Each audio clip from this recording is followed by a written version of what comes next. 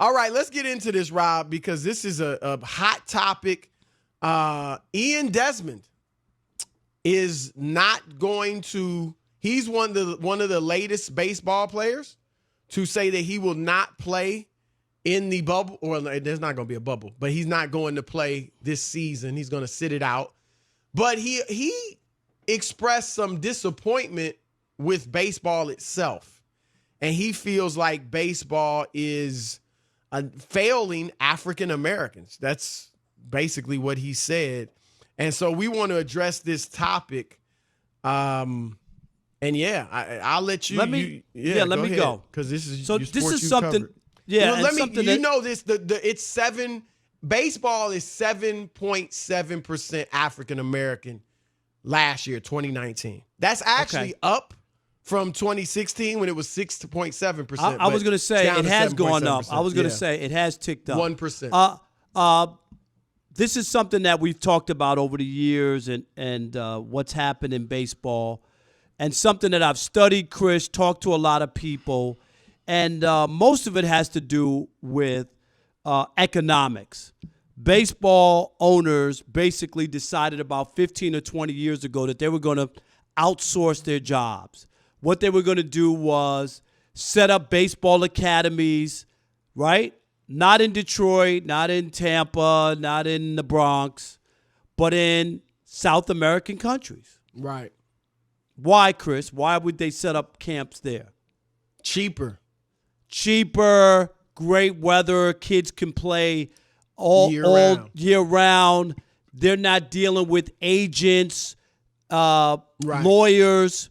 You know what I mean? There's no quote-unquote upfront money that you have to pay in this country. And that goes not only for black players, but white players too along here. Baseball's had a long history of signing guys. There was a guy, Todd Van Poppel was a big-time pitcher, Chris, who was signed, given this big deal, and he never panned out in the major leagues. He was a bust.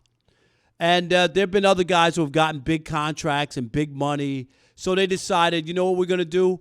They'll pay. Baseball pays money when you make it, Chris. When you get your 6 or 7 years in and you're a star, you'll get $300 million. You'll get $400 million. The money's there. That's not the issue. What they don't want to do is pay people prematurely before they get there. So this was their plan. And so instead of getting black players, you started getting more Hispanic players. Baseball, between soccer and baseball, those are their number 1 and number 2 sports. How many Hispanic players, Chris, are in the NBA? Virtually none, right? Like a handful. Very few. Exactly. But when you talk about baseball where you can play in the warm weather in these baseball academies, so you reap what you sow. So there's a part of that. I'm not going to knock baseball entirely. Chris, have you ever heard of the RBI program? Yes. Reviving baseball in the inner city was founded in 1989, not last year, not 4 years ago, 1989. But it hasn't worked. More than $1 million. No, I wouldn't say that, Chris. Just because guys, 1989, there were many more blacks playing baseball. No, but there's other factors that go along with that. But that's not saying 16 blacks made up 16.5% of the major leagues. Now it's down to 7%. Yeah, but my point is, but there's other factors that go along. It's not like they don't have. It's not like they don't have anything. Also, I think the mindset of people. This is just my conversation and things that I've been talking about for a long time. Also, what happens in this world is baseball is a very hard game to play, and it's not instant gratification. You don't get to go from high school to the pros. You don't get to go to high school and then go to college and then you're a star after 1 year. You got to go to the minor leagues, most people. You got to put in a few years, 3 or 4 years, not make a lot of money, ride on buses. It is not attractive. And what we've seen, especially when you talk about the NBA, is you talk about the LeBrons of the world. When you see guys like that and other players who don't have to take that road, and you're a talented athlete, you look at the 2 or the 3 sports and you say, yeah, I could play baseball, but there's no guarantee I'm going to make it. I don't think. I'm trying to give you. But to say African American players aren't playing because they want instant gratification, Oh no, That's saying stereotypical. it's more appealing. I'm just telling you. I mean, but you got millions of kids. Everybody can't play basketball and football. It's still more appealing. And here's the other part: the AAU, which I've done and talked to, and you could talk to a lot, where AAU coaches don't want players to play more than one sport. They want you to play basketball 24/7, 365. Some of the greatest athletes, Chris, in this country have been multi-sport players. Well, that doesn't happen anymore. Recent ones who spurned baseball, Kyler Murray. That doesn't Russell happen Wilson. anymore. But they didn't spur baseball. They played baseball. No, but they spurned it to play football in the NFL professionally. That's all I'm saying. Okay, did you read Deion Sanders' comments? Did you read Russell Wilson's comments about Kyler Murray? Probably when he made his decision, right? What'd they say? I don't remember. They all said that if he could play, if they could play baseball at that level, they would have picked baseball over football. This is from Deion Sanders, who's a Hall of Famer. Deion could play at that level. No. But he was saying little bit he played, he looked like if he had focused on it, he might have been able to be a Hall of Famer. I don't know about a Hall of Famer, but very good. But what he hit in the World Series? He never made the All-Star. He never made the All-Star. But he never played a full season. I just don't know if that's totally. But bottom line, but go ahead, make your point. My point is there's a lot of other factors that go in. I agree with you on that. Has baseball not? They out, like I say, mostly is because of the academies. So if you plant seeds in Latin America, Chris, what's the group that's growing the biggest? The Latin players, right? Now Latin America, Hispanics are like 27% of the which is Major League Baseball. Which is huge. But here's the thing: what you didn't mention is the expenses that, like, how expensive baseball is to play here in America now. Like, I was just talking to a friend of mine whose son is playing Division I, African American. His son is about to start playing Division I baseball. And he said they had to go to these showcases. Like you go to about 4 or 5 showcases per year, and that's where all the college coaches are at, and that's where they watch you and scout you. And the showcases, he said, cost about $1,000. Yeah, remember we had the Michigan baseball coach on, right? Who said the same thing. Travel ball is to play on the travel team is $2,000 to $3,000. You know, so that is, and my friend said virtually all of the players that they're seeing at the showcases, which they'll have 60 to 100 players there. And he said the most they ever saw was like 8 African Americans, usually about 3 or 4.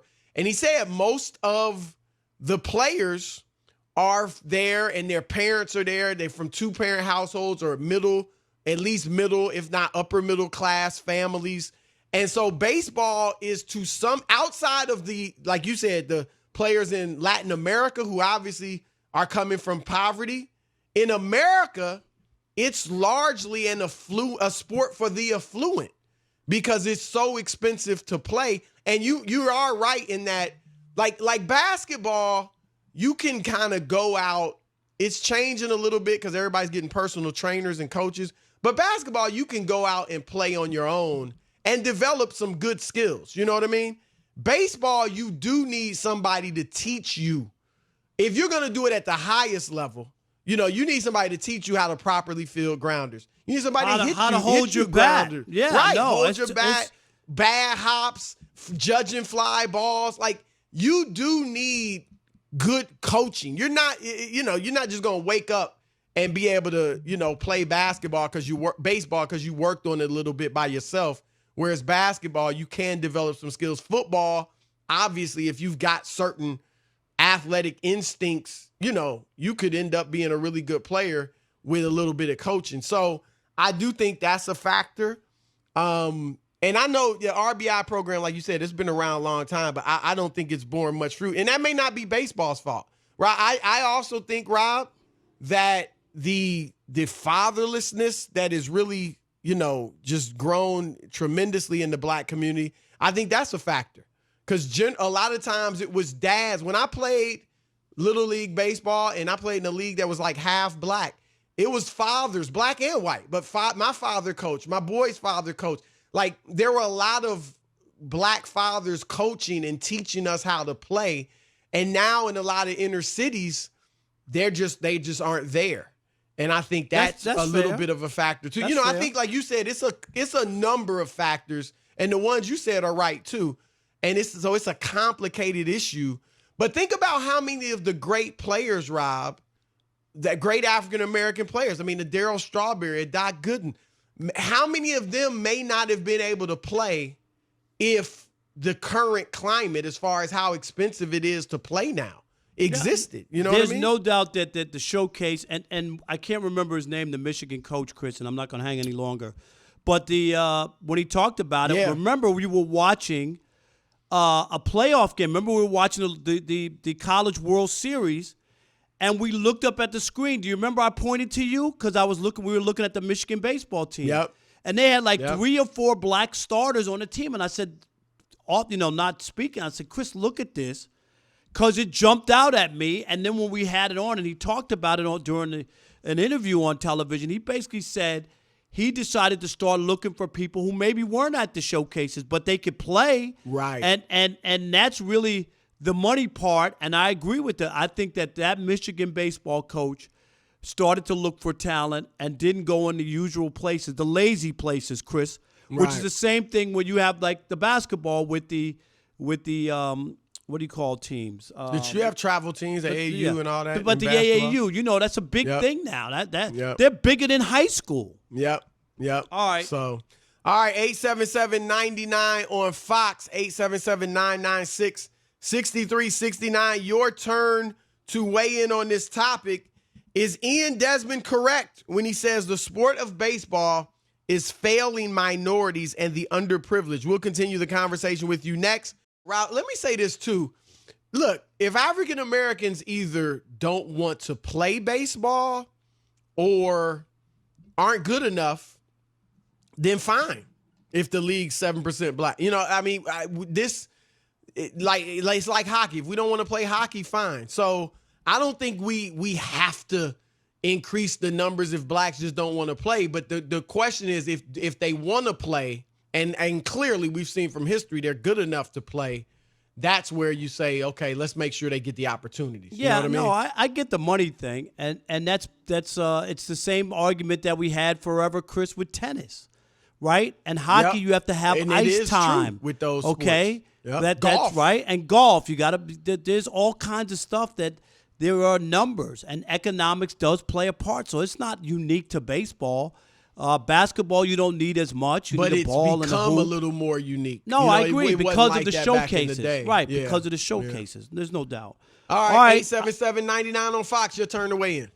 Ephraim Salam, my man. Our guy from, of course, Fox Sports Radio. What you know about baseball, man? He played baseball. He played Ephraim. football and tells me he could hoop. I'm not sure, but he was an athlete. He told me he was nice in basketball. Ephraim, what's up? I'm looking for evidence. What's happening? You know what? When I get off the phone, I'm gonna send you some evidence. All right. All right. When I get off the phone, I'm gonna send some evidence just so I can clear the water. Don't Photoshop anything. Make it real. I don't Photoshop. All right. But look, my point is, most kids, right, when they're young, they start with soccer and baseball. Those are the primarily two of the biggest sports for young kids. They don't start with basketball or football. Most kids start at 3-4 years old with soccer and baseball. You Even think now. that's the case nowadays with the black kids play T-ball? Yes, right now. Right now. Okay. Because it's readily available, right? It's right there. It's readily available. You go right into, T-ball and coach pitch. My sons are doing it, right? My son plays soccer. I don't know nothing about soccer. But he plays. Right? My sons play baseball. I had to learn baseball before I became an assistant coach on my son's team. But Ephraim, I don't think that's happening in the inner city. It's I don't happening. think kids are starting to play, like in South Central. Are they playing baseball before they're playing basketball? They're you playing. Sure? They're playing in the know. RBI I'm telling program. you because look, at 3 years old you can start baseball. You can't start basketball at 3 years old, right? So if you want to go to summer camp and the summer program and you want baseball and all of that, at 3 years old, 3 and 4 years old for basketball is awful. Nobody wants to be a part of that. 3 years old? 3 years old playing baseball? You can. Yes, I'm telling you. I go to the rec. I'm right here. I'm a coach. 3? So what I'm telling you, I'm telling you, soccer and baseball, these kids are introduced to sport and team. As they get older, they move further away from it because when you're in junior high and you're in high school, what time are baseball games played in high school? 4 o'clock. Right? Nobody's at a baseball game. Right. 4 o'clock. Right? Think back when you were in high school. I don't care if you're the best baseball player in the state. Nobody's at your game except for some parents and some scouts. That's it. Okay. But when it comes to basketball and football, it's a spectacle. And young African-American, young kids in general want that spectacle, right? They want to put on a show. The gym is packed.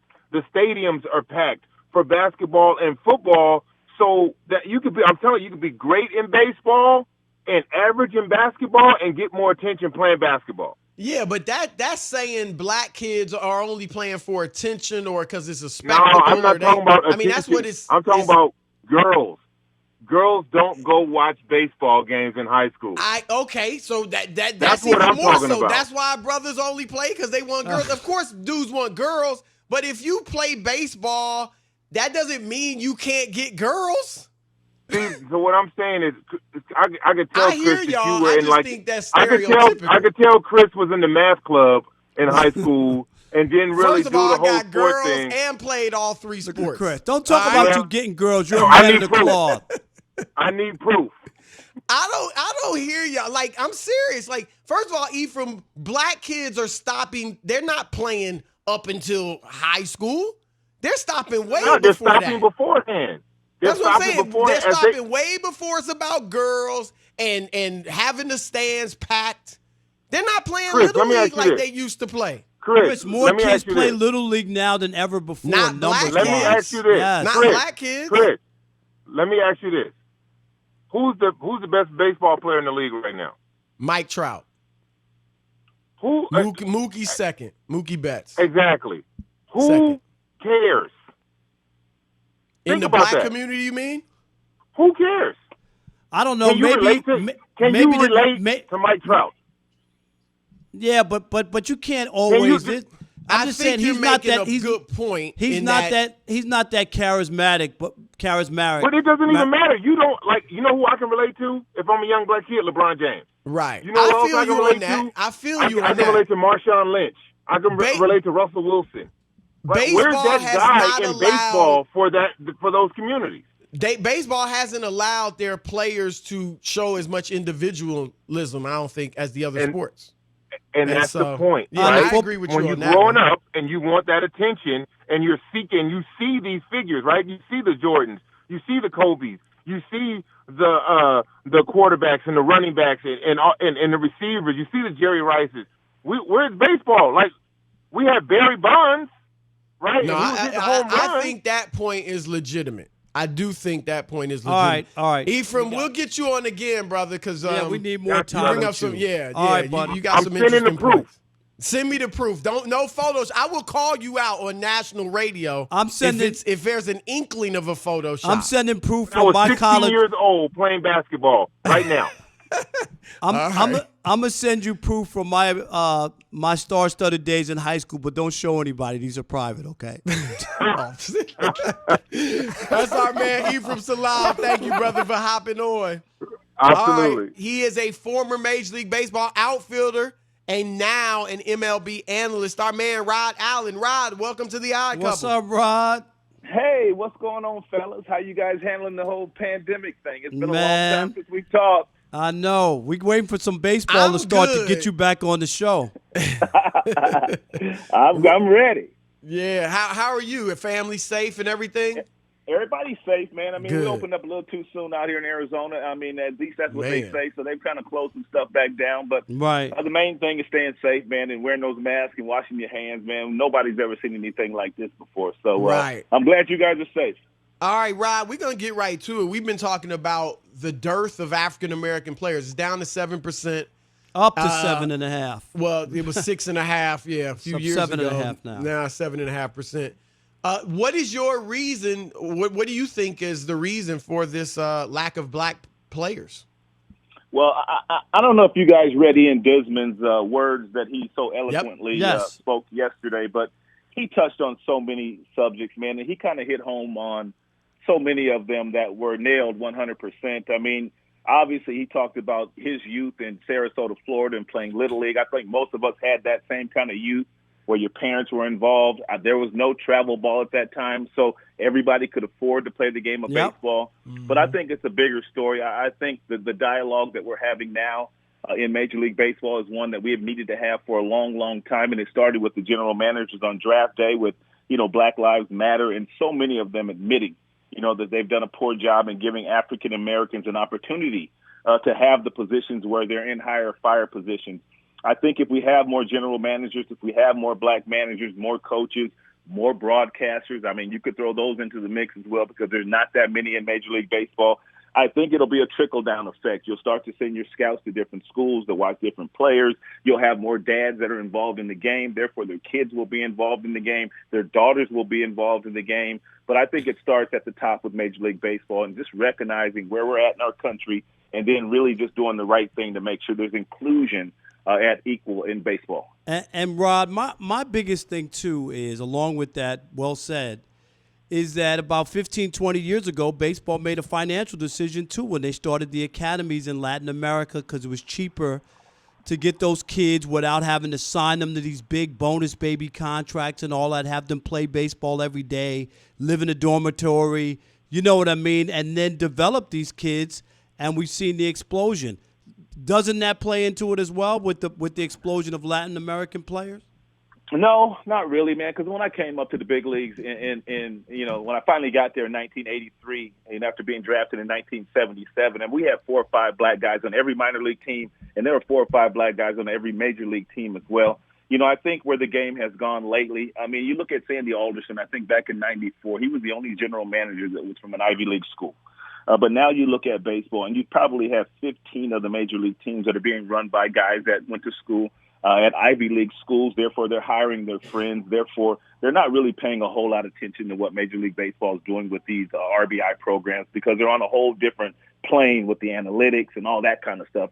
So I think you got to get everybody on board, Rob. You got to get the general manager, and I think Theo Epstein, and I commend him on the fact that he said point blank that he hired a lot of people that looked just like him, that thought just like him. And I think if you question a lot of the general managers, they will say the exact same thing.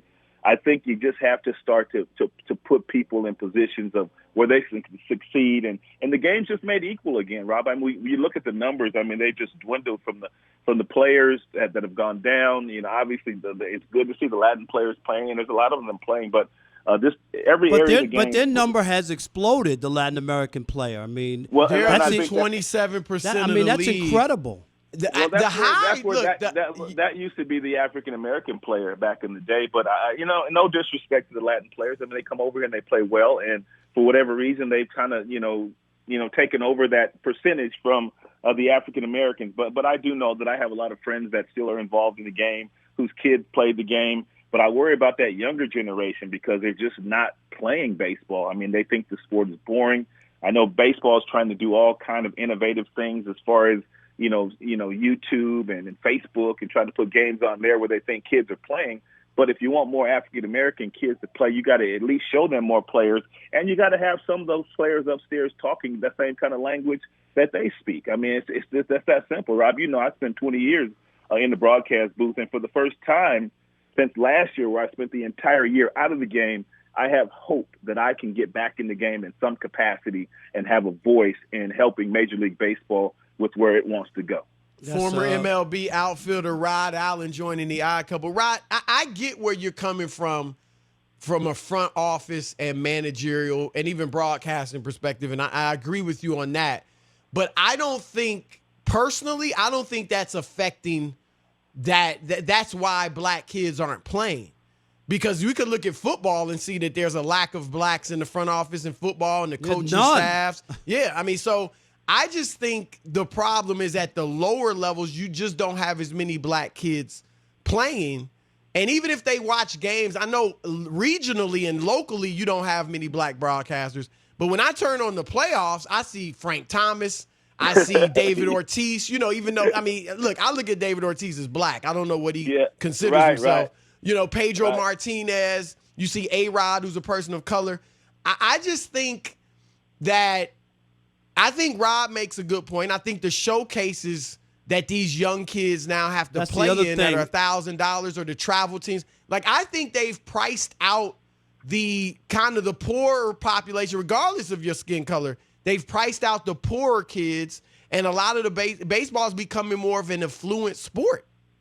No, I agree 100%. I mean, really, if you look at, just what's going on in our country and with the whole COVID-19 and who's been, subject to the majority of that, and there's been a lot of talk about low-income housing and, kids having the affordability to have health care and all these different things.